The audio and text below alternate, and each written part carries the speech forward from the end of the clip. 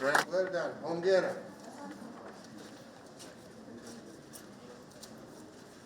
Well done, mama. Jambo.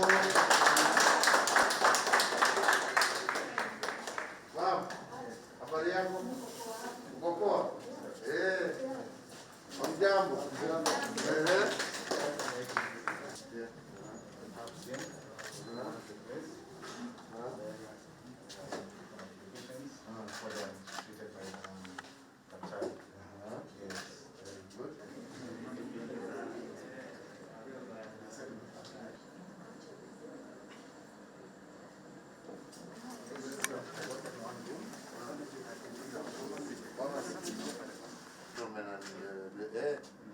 Ugonjwa una masaa inakuja wakati wowote.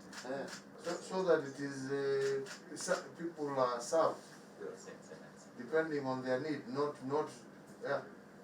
Siwezi niseme nimeamuka saa hii ndio nimekuwa mgonjwa. Well done, ladies.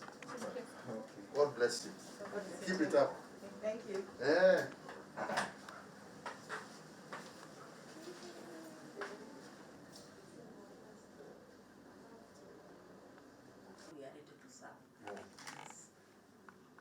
Thank you, guys. You're welcome. Asante.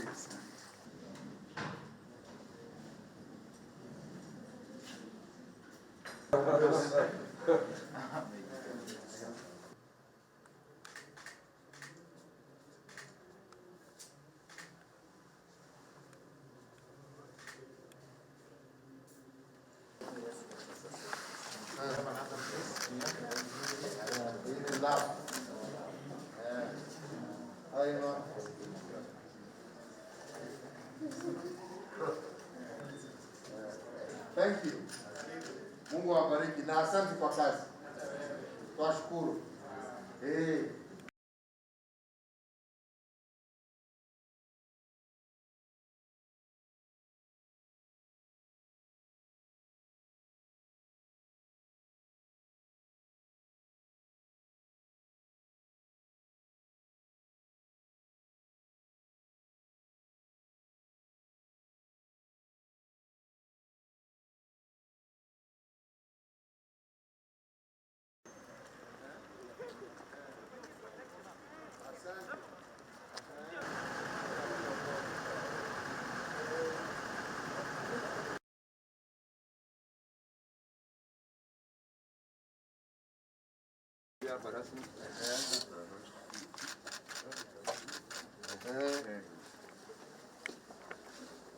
Dada, habari yako?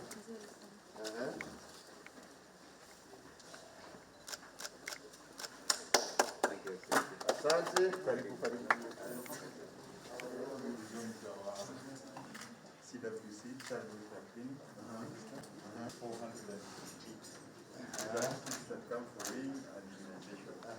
Generally, where we are right now, this is our general working area. So far in this facility, Gatina, you have seen around 3,000 since you have opened. This is the 7th week of service. 7th week of service. And you have seen over 3,000 patients. Yeah? The Excellency, due to demand, gave them the permission to see patients before the official open. Yes. So that when we come to open it, so now that it's officially open, now it will be fully serviceable. yes. Na vile tumekubaliana pale, It will be 24 hours. Yes. Yeah? Yes. Yeah. Well done. Thank you. Hongera. Thank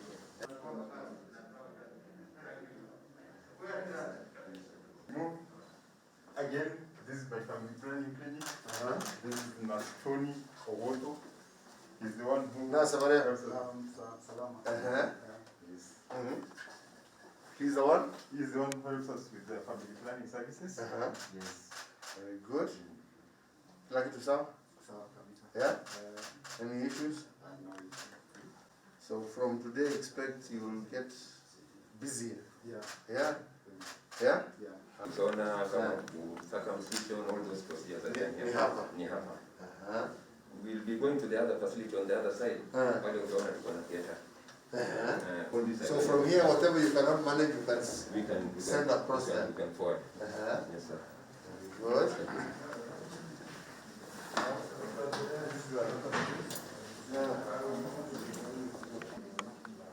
Good. At least we have the essential medicine. The most basic medicine ugonjwa akija nazo. Basically mko nazo. Tuko nazo. If there's any advanced kama ya ugonjwa roho ama nini, then You refer. again, patient who comes for cough, kuhara, tabu ya maji, everything. Mko nazo hapa. Well done.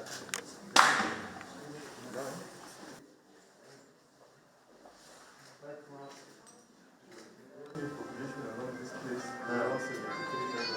73,000. we are going to see services up in the router and then with Western. So when we are not operate, this brings some negotiation. Very good.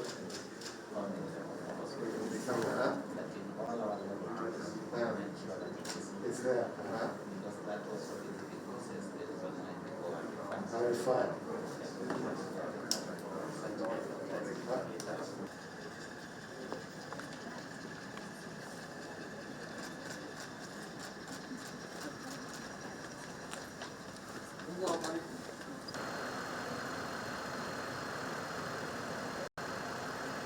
And that's what we are looking for. And that's what we're saying. Not just the level 3s, but even the level 2s, and even the dispensaries. We should move towards 24 hours. Huh? Yeah? Because that's the only way to properly decongest. Huh? Wagonjwa wanajua small minor wanaweza kuja, wakifika hawawezi wanarifaa, kama level 3 hawawezi wanarifaa namna hiyo. Then we are managing. Yeah? Badala ya watu kwenda direct to level 4, level 5 na ni kitu ambaye ingemaliziwa mashinani. Yeah?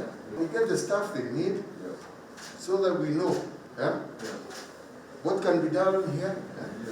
Badala ya mtu anatoka hapa kwenda kutumia pesa hiyo yote kwenda Kenyatta na angemaliziwa you know. Yes. Ama namna gani lugha hii? What can be finished here? If somebody is moving up, it's because these gentlemen wamesema huyu ile uko naye go up.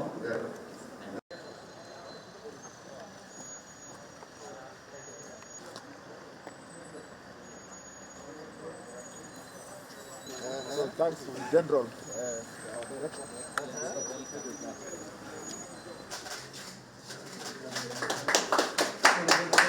Excellency, this is Tassia Center, it's a facility. This is also, she is Dr. Kelly. Candy, Yeah, she's the how are you? officer. Yeah. She's also one She's of also one of the she does consultation. Consultation. She sees patients. Yes. Well done, Dr. Candy. Well done, well done. I hope you'll be able now with the facility to do better for your people. Yeah? Well done, Candy. Thank you. God bless you. This is also, she is Dr. Kelly. Candy, Yeah, she's the how are you? officer. Yeah. She's also one She's of also one of the she does consultation. Consultation. She sees patients. Yes. Well done, Dr. Candy. how are you? Well done, well done. I hope you'll be able now with the facility to do better for your people. Yeah? Well done, Candy. Thank you. God bless you.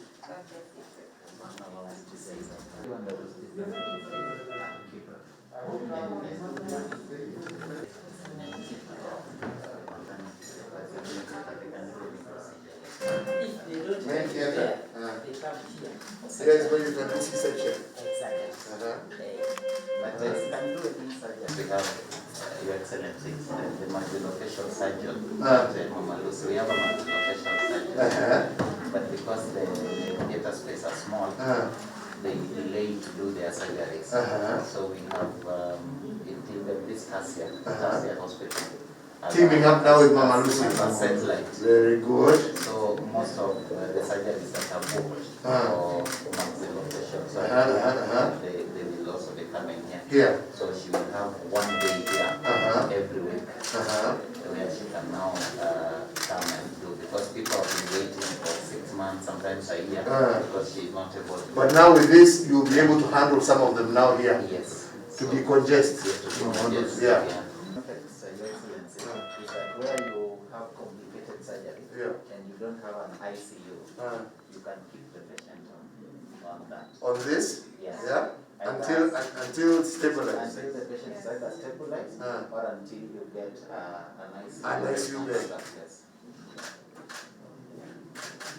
Keep it up, man. Well done. Hamjambo. Hey, habari yenu?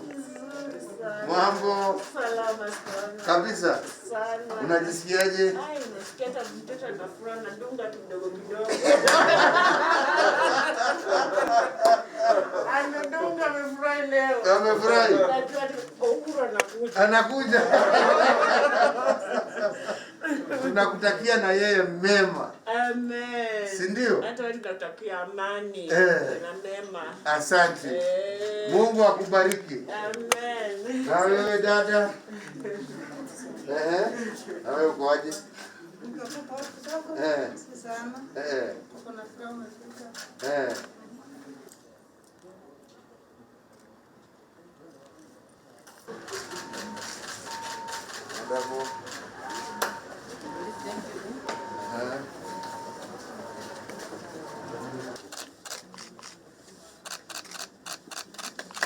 Well done. Hongera.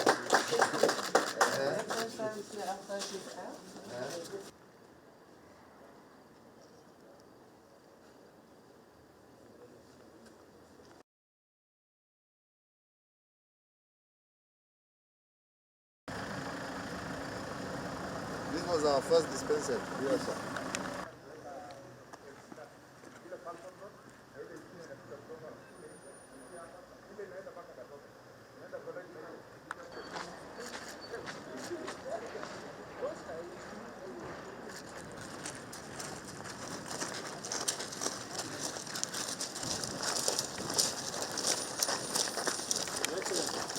Habari yenu? Salama.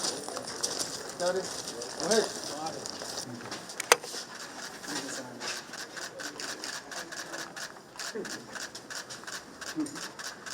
Hongera. Asante sana.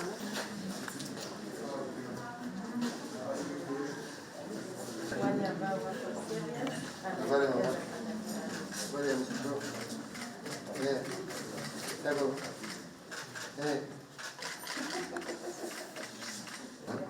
The weight. And also we also do nutrition counseling. Since this is a community facility, we do more nutrition counseling, nutrition education, and also for the pregnant and lactating women and the elderly. Nutrition wise. Well done. Thank you. Thank you for your service. Thank you so much. Na tunashukuru.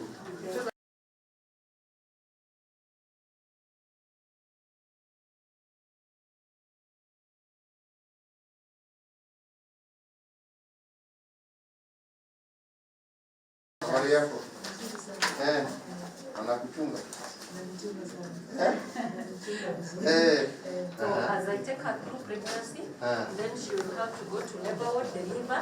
After delivery, when she's here, I have to take her through the postnatal process, about family planning and everything. And again, as she comes to the clinic back, I have this refrigerator here for the vaccines. So I immunize the babies, and then now she goes through the whole process.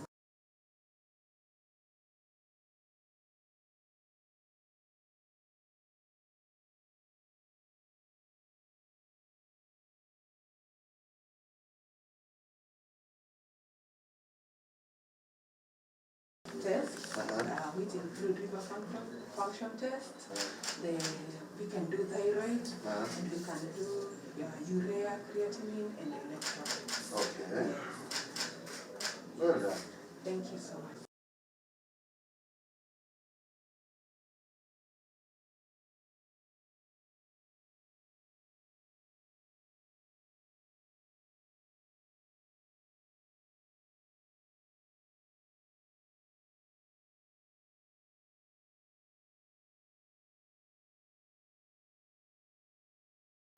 vital protocol, and if there is an alarm, either because of an issue with the machine, it also shows. Yes.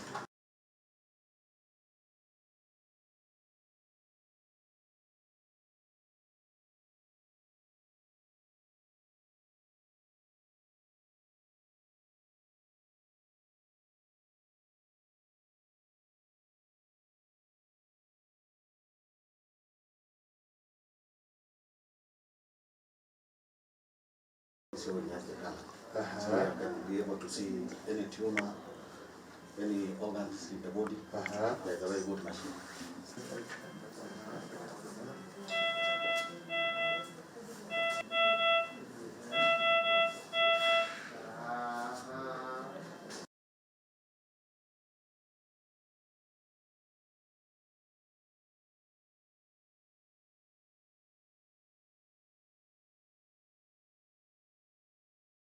Sasa kazi iko upande wenu. Ni namna hiyo?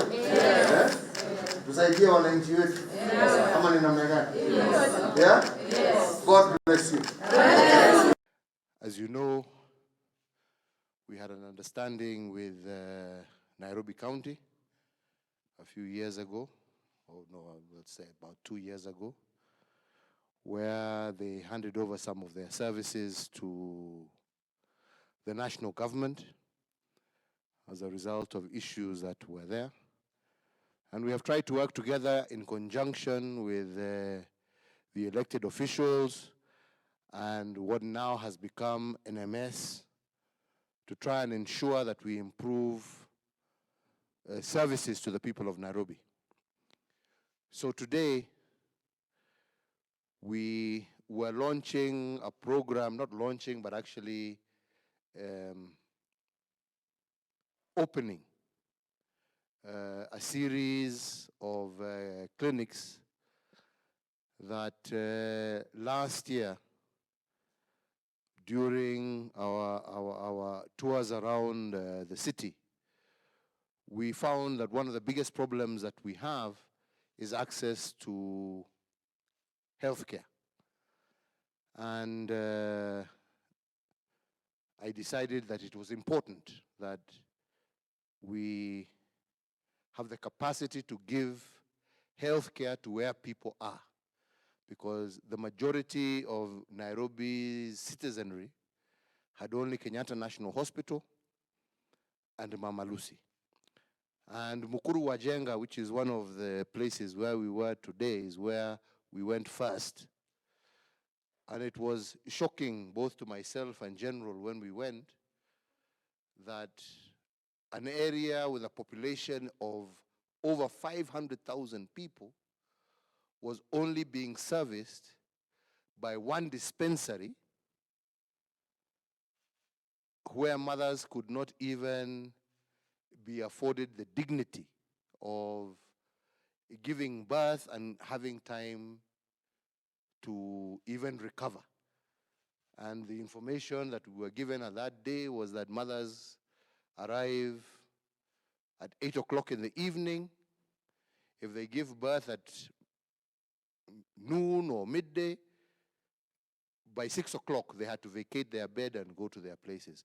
So that indignity, that lack of service is what made me decide that we need to ensure that we need to provide this service. The final aspect of this development will then be,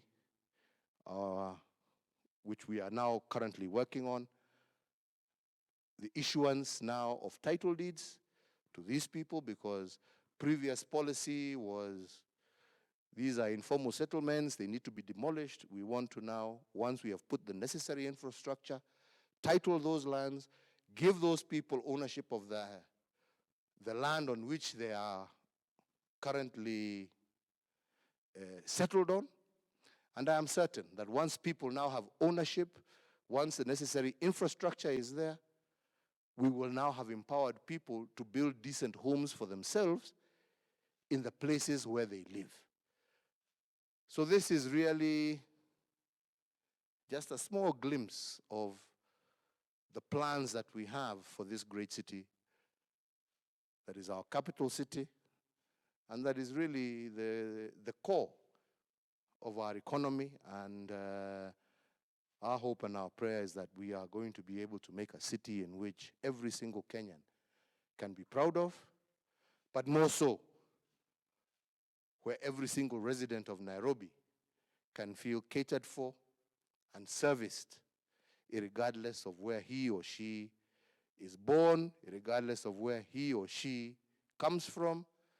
They have all the services that any citizen living in this city is entitled to. So, in a nutshell, we went at night because we had to obey COVID rules. There's no way we would have been able to go through how you were together with us. Yeah? During the day, there was no way we would have been able to do what we did tonight and still be in observance of COVID protocol. But secondly, like I said, we also wanted to know, is it indeed possible to operate these hospitals on a 24-hour basis? And we have established that it is indeed possible, and we just need a few extra staff, small roads here and there, and these hospitals will be able to be accessible 24 hours, and that service will be able to be accessible to Nairobi residents on a 24-hour basis. Why did we go at night? We went at night because of two reasons. First and foremost, we wanted to ensure that we were observing COVID protocols, and as you have seen for yourselves, it would have been impossible to go and do what we did today during the day because of the number of people who would have been out there. It would have made that very difficult for us to be able to do the job we want to do and at the same time observe the COVID protocols that as a government we have put in play. So that necessitated that this kind of action needed to be done at night. Second was we also discovered that Nairobi hospitals opened at 8 o'clock in the morning and were closed at 6 o'clock in the evening. Meaning that therefore, those few hospitals that were actually available within the city of Nairobi, if somebody got sick or was in need of medical attention, it meant that if it was after 6, the only facility they could access, again, was Kenyatta National Hospital. So we decided that it was important that these hospitals that we are building operate on a 24-hour basis. And as a result, this is what we also wanted to see, whether it was possible, both from an accessibility point of view and a staffing point of view. And one of the things that we have established is that for the 19 hospitals that we are now opened in Nairobi, we have employed 2,000, almost 500 people to man those hospitals, but we need additional staff, which is one of the things that came out of this evening's tour, in order to be able to ensure that those hospitals are operating 24 hours and that day or night residents can get service and they only need to be referred to Kenyatta or to Mama Lucy when the cases are serious. So we are decongesting the big hospitals that we have by providing services where mwananchi is. The other thing we also wanted to see was the roads. We are embarking on a program right now where we are doing